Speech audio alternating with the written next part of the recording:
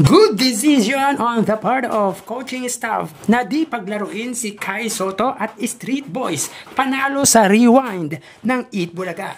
Yan ang pag-uusapan natin mga kaparokya, pero bago natin talakayin yan ay humihiling ako na pakisubscribe ang aking YouTube channel. Pakiclick ang bell icon para una kayong manotify sa mga bagong video na ilalabas ko.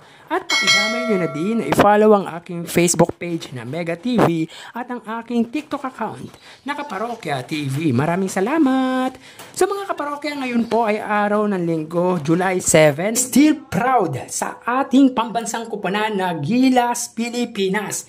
Talo man, ay hanga pa din tayo sa ipinakitang tapang ng mga manlalaro. In a short period of time ng kanilang preparasyon ay nakarating tayo sa semifinals ng FIBA OQT at natalo pa natin ang rank number 6 at host na Latvia at muntikan pa ang Georgia kung tutusin. Talagang good adjustment on the part of Brazil. Malaking bagay din talaga ang Kai Sotto sa loob dahil may katulong sana si Junmar Fajardo. May kita natin mga kaparokya na talagang napagod si Junmar Fajardo at talagang nadepensahan sa second half si Justin Brownlee. For me, good decision for Coach Tim Cone yung hindi paglaruin si Kai Sotto dahil hindi ito 100% at baka masira pa ang karir nito. And yet, bata pa naman si Kai Sotto, marami pang international competition ang lalaruin nito. 11-point lead by Brazilian wasn't bad. Pero grabe din, di matatawaran ang ginawa ng Gilas. Masasabi natin na pwede na talagang makipagsabayan ang Pilipinas sa World Basketball stage. Hindi biro yung Brazil dahil rank number 12 ito sa World Basketball at pinaramdam nila ang pagiging eksperyensyado nila pagdating sa international basketball. Pero masasabi pa din natin na kaya nilang talunin dahil lumamang pa ang pambansang kuponan sa first half.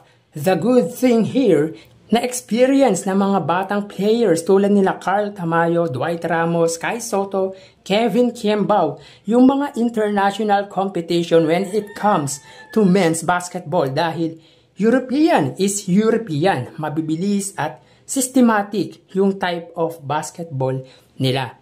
Plus factor pa na we have a good coach, yun nga ay si Coach Tim Cone. Maganda ang naging resulta mula nang siya ang humawak sa pambansang kuponan. Kaya kung ngayon pa lang ay maganda na yung outcome, how much more pa kung tumagal ang samahan.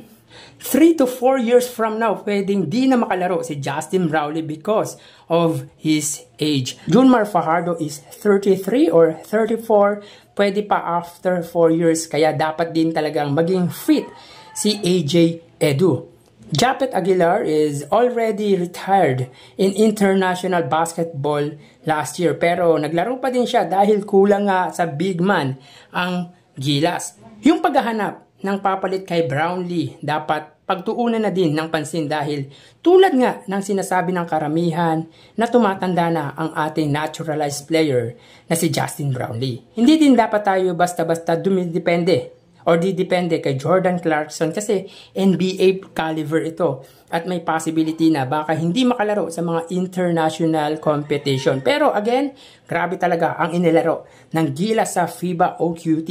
Muntik-muntikan nang mapasakamay yung inaasam na ticket sa Paris Olympics. Siguro, hindi pa talaga para sa atin to. But soon, since nakuha na natin ang gold medal sa Asian Games, so FIBA World Cup, FIBA Asia Cup na lang ang tatargetin ng ating pambansang kuponan. So again, talo man tayo mga kaparokya, still proud para sa pambansang kuponan na Gilas, Pilipinas. Samantala, nakuha ng Street Boys ang titulo ng Rewind, the comeback stage ng Eat Bulaga. At sa dance competition ng mga dating mga kilalang dancers noong dekada 80 at 90 ay masasabi natin na lahat sila pwedeng magwagi dahil lahat magagaling. Ngunit iba din talaga ang karisma ng Street Boys sa tao. Siyempre, malaking bagay ang vote online kaya bukod sa good performance ay nangibabaw din talaga ang suporta ng mga taong umiidolo sa kanila. For sure, Fong and Jong ay na-miss nila ang mag-perform sa Eat Bulaga stage dahil alam nila na mas nakilala sila noong naging parte sila ng longest running noontime show sa bansa.